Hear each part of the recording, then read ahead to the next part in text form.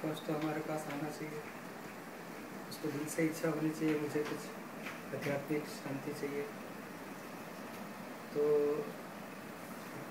हमारे पास ऐसा आध्यात्मिक विज्ञान है जो हमें दादा भगवान से मिला। वो खुद ज्ञानी पुरुष हो गए इस साल में। उनको 1958 में आध्यात्मिक ज्ञान प्रकट हुआ था।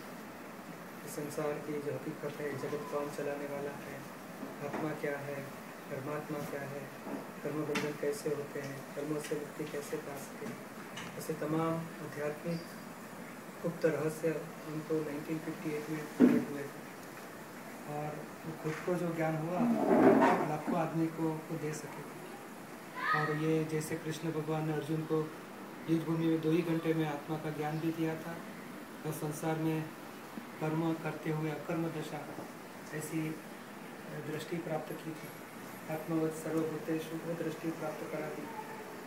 खुद को भी अर्जुन नहीं तो खुद ही आत्मा हो, वो दृष्टि प्राप्त करा दी। तो ऐसे ये भी ज्ञानी पुरुष इस कार्य में हो गए और उनके पास यही दृष्टि मिलती है, संसार में रह के भी आत्मदृष्टि पाले तो संसार में तमाम दुखों से मुक्ति सारा जीवन हम जी सके।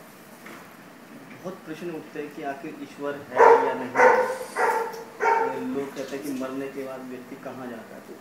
तो जो मूल जो क्योंकि आदमी हमेशा जन्म और मृत्यु के बंधन में उलझता रहता है, तो किस तरह से जो जन्म और मृत्यु का जो बंधन है, इससे किस तरह से मुक्ति मिलनी चाहिए? यही दादाजी ने यही शोध खुद ने पाई कि जन्म क्या है, मृत्यु क्या है।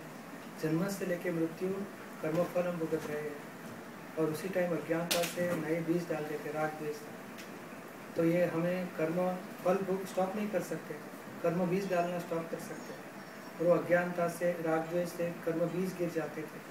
तो दादा भगवान ने ये रहस्य ढूंढ निकाला कि कर्म बीज कैसे स्टॉप कर दो, और जिससे कर्म बीज स्टॉप हो जाएंगे, धीरे धीरे कर्म फल खत्म हो जाएंगे, तो जन्म मरण के फेरे से मुक्ति हो जाएगी। और खुद अविनाशी आत्मा में जब स्थिर हो जाते हैं तो देह की विनाशी अवस्थाएं, जन्म और मृत्यु सब अवस्थाएं हैं, और खुद तत्व स्वरूप में जब आ जाते हैं तो अवस्थाओं का रहस्य भी खुला हो जाता है कि कैसे जन्म होता है, कैसे मृत्यु होती है, किसका जन्म होता है, किसकी मृत्यु होती है, खुद कौन है। ये अज्ञानता से भ्रांति खड़ी हो गई, तो भ्रांति से ऐसे लगता है कि मैं ही जन्म पाया, मेरी मृत्यु हो जाती है।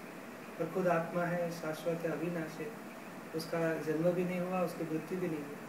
जब आत्मरूप होता है तब ये सब रहस्य उनके खुले हो जाते हैं कि जन्म कैसे होता है, मृत्यु कैसे होती है, जन्म मृत्यु के बाद वापस जन्म होने के टाइम क्या होता है, वो भी रहस्य दादा भगवान ने बताया।